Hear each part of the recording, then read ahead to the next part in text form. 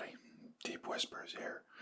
I wanted to go into this. I'm going to try and make this quick because I was just thinking about something the other night, and it occurred to me. Something occurred to me. I can't even remember what I was watching, but it had something to do with time travel, and something to do with space, and something occurred to me very important in the idea of time travel, because I think we think of time travel very linearly. So if I'm sitting in my house, right, and I decide to time travel, like in the book or the movie, The Time Machine, the guy just sits in a time machine, pulls a lever, and goes backwards or forwards into time. The machine itself is wrapped in like whatever kind of a bubble it is. Everything else around it is what's going forward or backwards in time. This is what's traveling through time while the person and the thing in the bubble, the machine or whatever else they had with them, stayed separate from what was changing outside of the bubble. So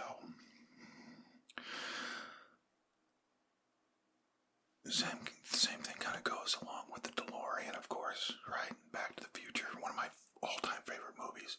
Such so that back in the 80s, I watched the VHS tape so many times, I ruined the tape. It stopped working. I really, really love that movie still to this day.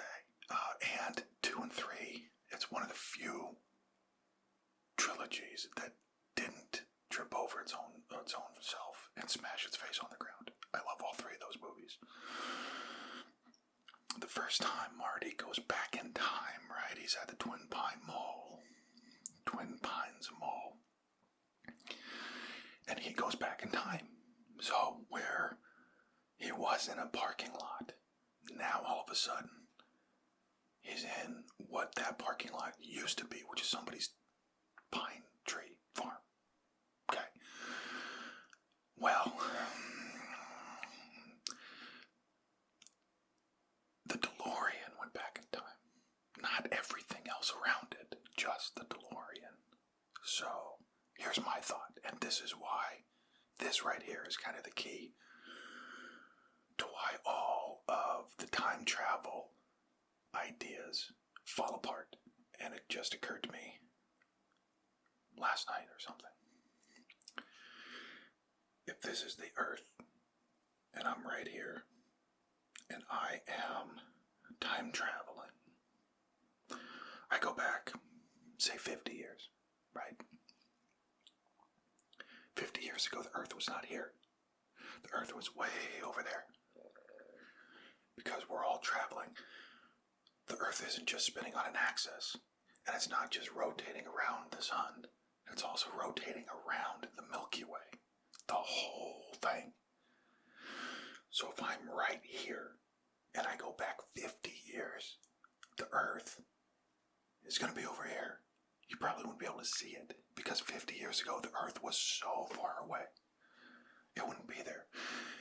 And Marty would just be sitting in a DeLorean in space, probably right about now, passing the Tesla, Elon Musk's Tesla, on the way to Mars.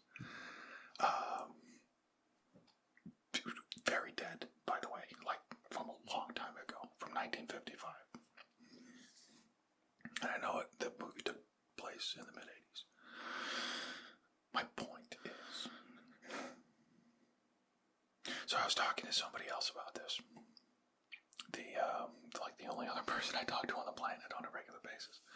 She says that it's different. And I wasn't able to understand what she was trying to explain very well. So, listen.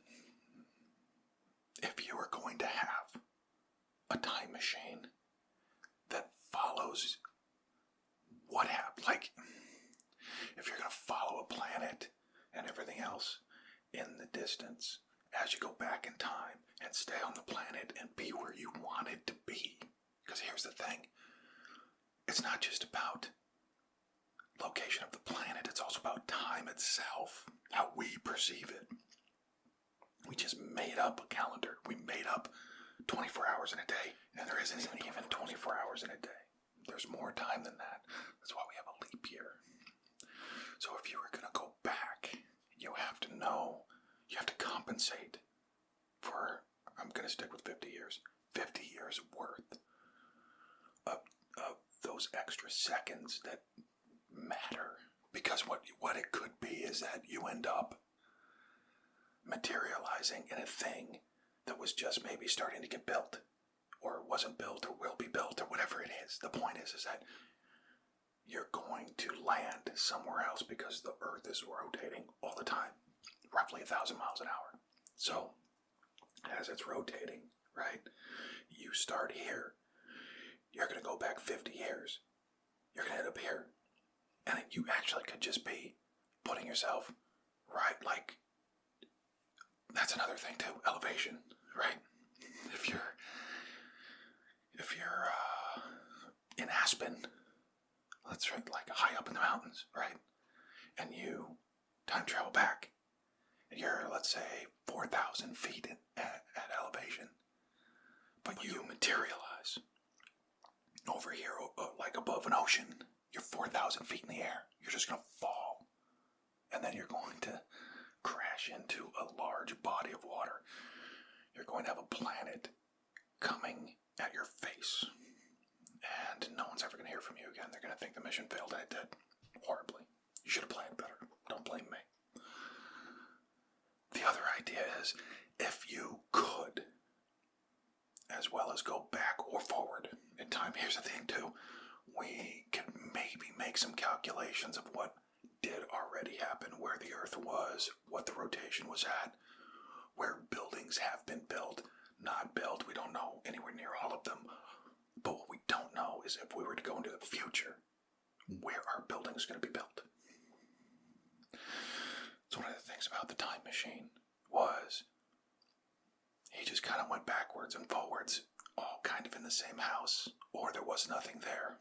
But what if the place your time machine is just got demolished, and they rebuilt something and put like a massive column right where your time machine is?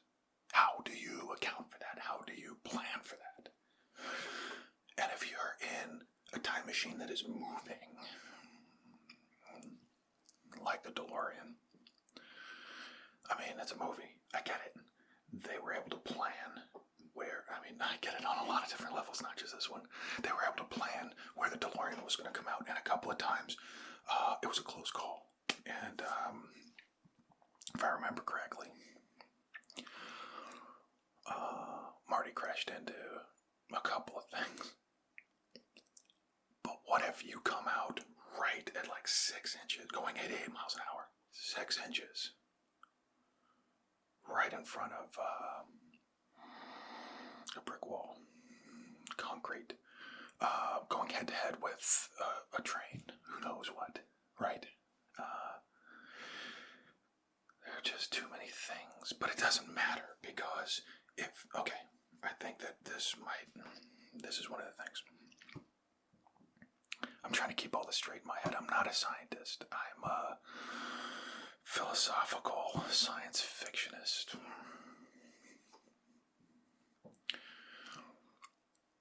So,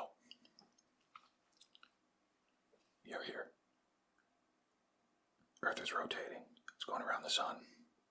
And it's also traveling through space. The whole solar system.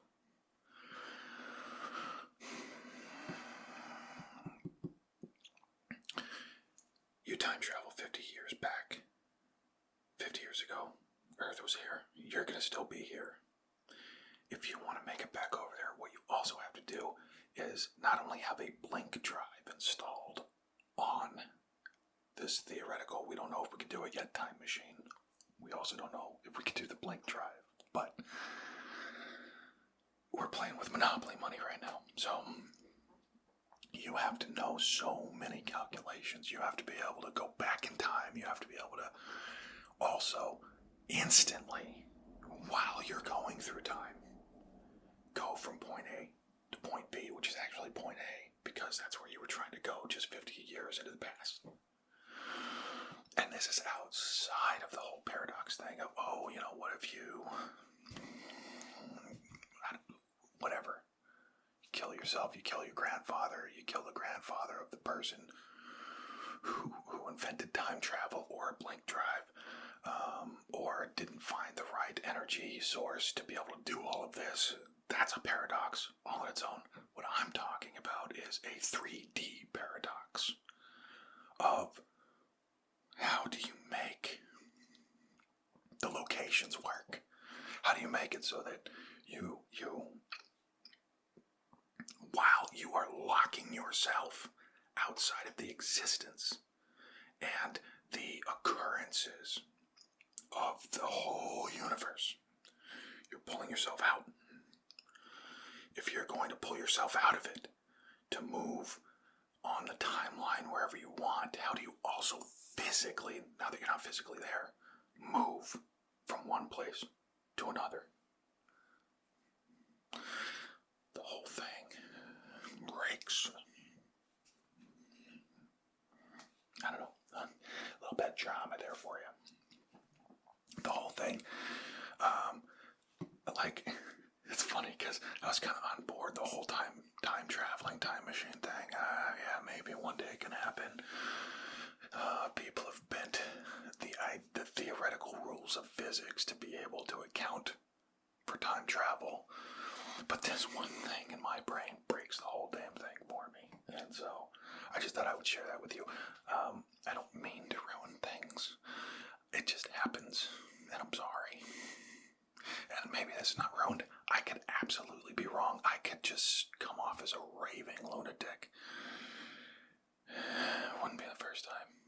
I'm okay with it. By the way, this is driving me nuts.